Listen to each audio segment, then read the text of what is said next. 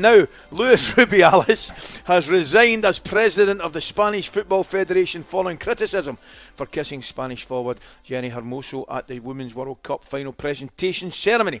Hermoso said the kiss after Spain beat England was not consensual, and she filed a legal complaint last Tuesday. Now, in a world exclusive interview with Piers Morgan Uncensored on our sister channel talkTV, Rubiales said he had submitted his resignation to Federation Acting President Pedro Roca. Here's a snippet of the interview, which will be airing tomorrow on talkTV. I love so much my daughters, and they love me so much. I'm very happy, and I'm very proud of them. Very proud of them. They are very near to me. About my resignation, yes, I'm going to do. You're going to resign? Yeah, I'm going to. Yes, because I cannot continue my work. What was the final moment for you? Was it talking to your family, your dad perhaps? Yeah, my father, my daughters, I spoke with them. It's not, they know it's not a question about me, and some friends very close to me. And they say to me, Luis, now you have to focus in your dignity and to continue your life, because if not, probably you are going to damage people you love, the sport you love, and the beat you built with some people long time ago. Now it's very near the resolution next September, in 1 year.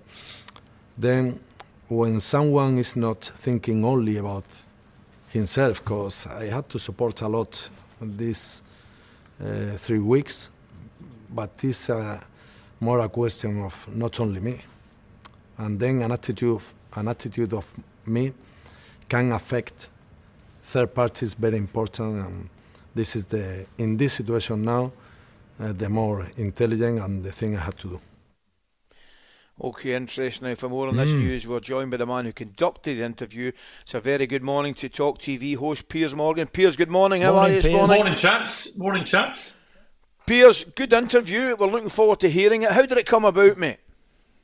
Well, it was a kind of big cloak and dagger for the last few days. We managed to, through one of our brilliant bookers, track down a number for him. We had a series of conversations. I spoke to him at length several times, and he couldn't really work out what he was going to do, whether he was going to stay, whether he was going to resign, whether he wanted an interview or not. And this went on for the last week or so.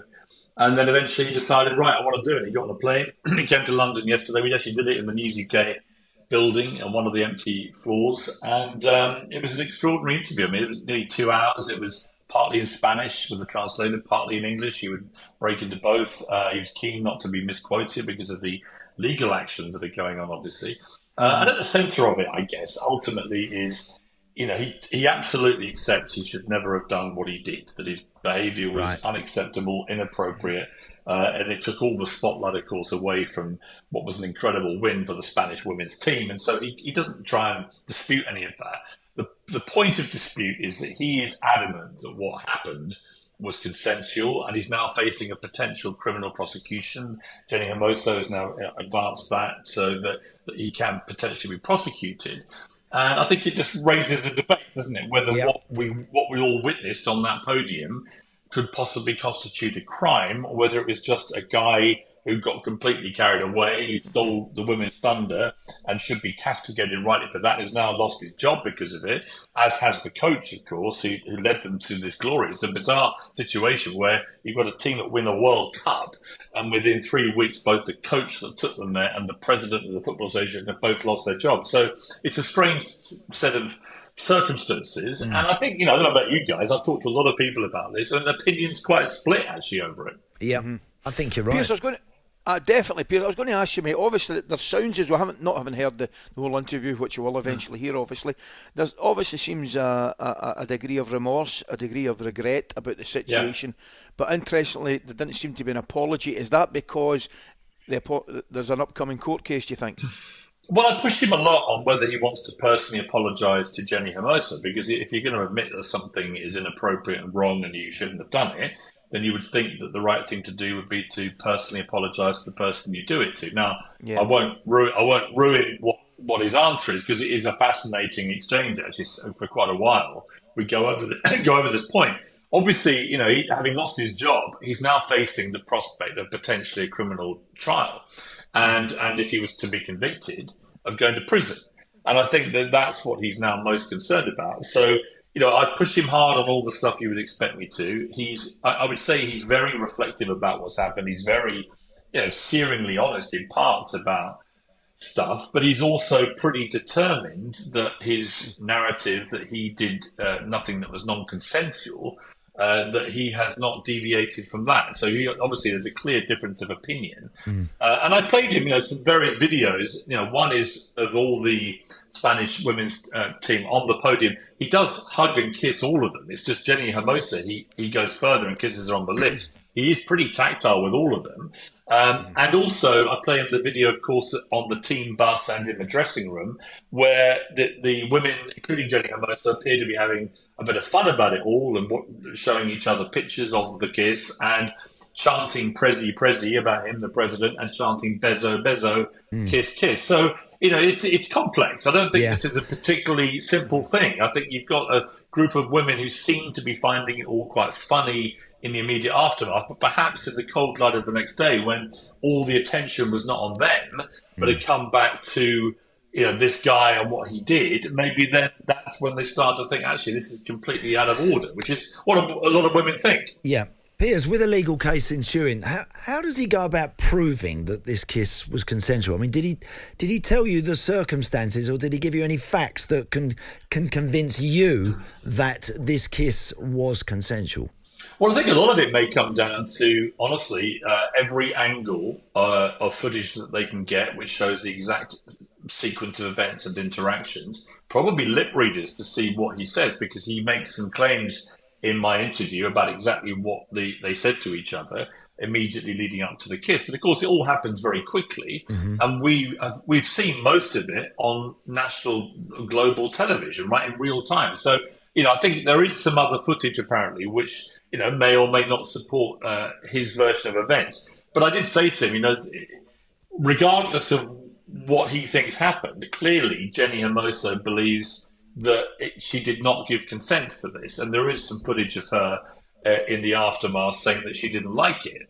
And I don't think, you know, I did put to him, he's got 3 daughters. I did put to him, one of your daughters won a World Cup and an older guy, president, did what you did to your daughter. How would you feel? And his answer is very interesting about that. So, you know, there's a lot of tough questions for him. I'd be curious what your listeners think, because I put a clip up on my Instagram yesterday, and I've got to say a lot of the comments think that this has turned into a unnecessarily savage witch hunt, and that now the guy has quit. Is it really in anyone's interest? This goes on to become a criminal case, and people can watch the interview and make their own minds up about that, about whether he is a criminal or whether he's just a guy who just got a bit overexcited because his team won the World Cup. Well, that's what I was going to ask you. In the cold light of day, Piers, could this whole thing have been prevented to a certain degree, and the sting taken out of the situation if he'd apologised immediately?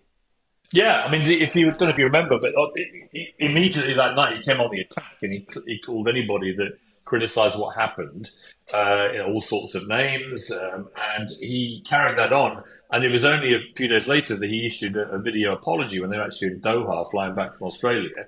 And then the Prime Minister of Spain got involved, said the apology didn't go far enough. The Deputy Prime Minister said that he should resign.